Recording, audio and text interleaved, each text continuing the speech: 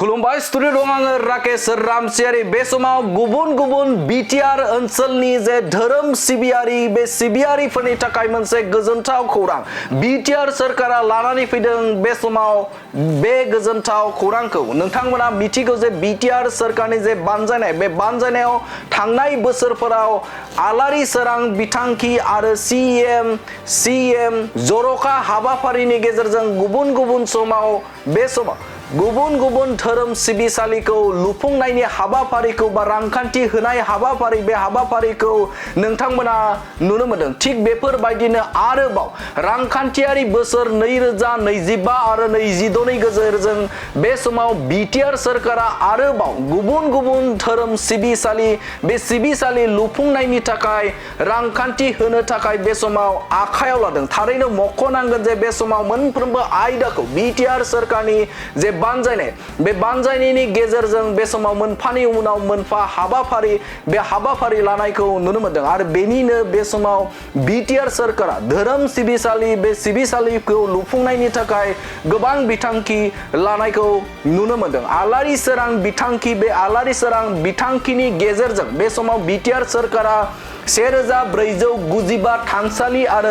सिबिग्रा थावनिफोरखौ लुफुंनाय जाबाय होननानै फोरमायथिनायखौ बे समाव नुनो मोनदों आरो बेनि अनगायैबो रांखान्थियारि बोसोर 2025 आरो 26 नि गेजेरजों बे समाव 690 आरोबाव धोरोम सिबिसालि आरो थानसालिफोरखौ लुफुंनायनि थाखाय रायजो राजाफोरनो थामहिनबा धोरोम सिबियारिफोरनो बे समाव होफुंगोननि मोनसे रादाय होदों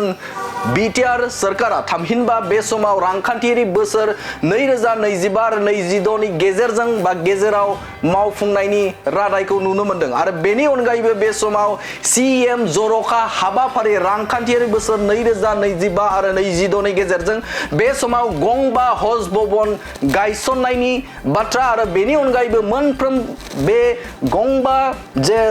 हज भवन बे हज भवनखौ बिटिआरनि गंबा जिल्लायाव मोनसे जिल्लायाव गंसे खरै बे समाव गायसननायनि रादायखौ बे समाव नुनो मोनदों गासैबो हारि माहारि आरो फोलेरफोरखौ सिबिथाय होनो थाखाय लुनाय आलासि न' थामहिनबा आलासि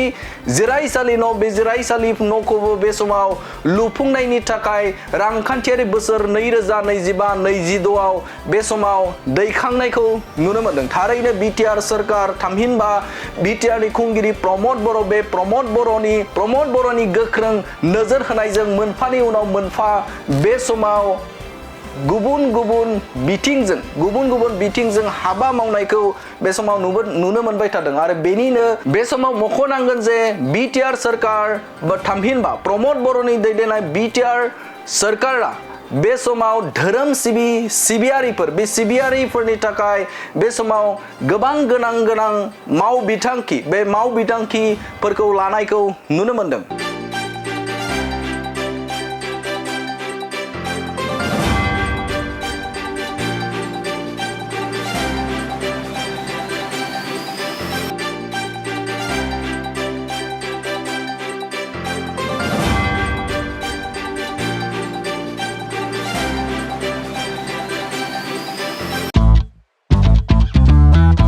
मोनसे गोजोनथाव खौरां क'क्राझार सहरनि जेआइडि र'डजों नांजाबनाय सुदेमपुरि गांजेमा बाजाराव थानाय आइ आफा मेडलाइफ बिएम हस्पिटालाव बेराम सोखानो हानायनि गोबां खाबुफोर दं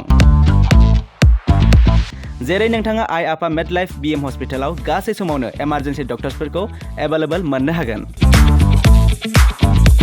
आरो बेयाव medical laboratory pharmacy paediatrics medicine gynaecology radiologist surgery dental cardiology gastroenterology urology dental x-ray play area x-ray sonography OT थामहिनबा अपारेटिं थियेटार आइसिइउ आरो एनआइसिइउ पिआइसिइउफोरनि डक्टरफोरा एभेलेबल दं लोगोसे नर्मेल डेलिभारि सि सेक्शन्स गल bladder stone kidney stone appendix आरो हार्नियाफोर बेराम जानायफोरखौ अपारेशन खालामनायनिबो सुबिदा दं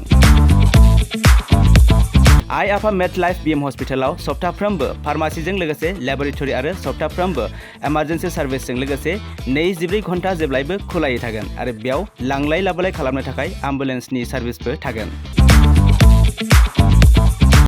बेनिखायनो ओनसोलनि सुबुंफोरा बेराम आजारफोरजों भुगिनानै दंब्ला क'क्राझार सहरनि आइ आफा मेडलाइफ BM हस्पिटालाव फाहामथाय लाफैनो हागोन।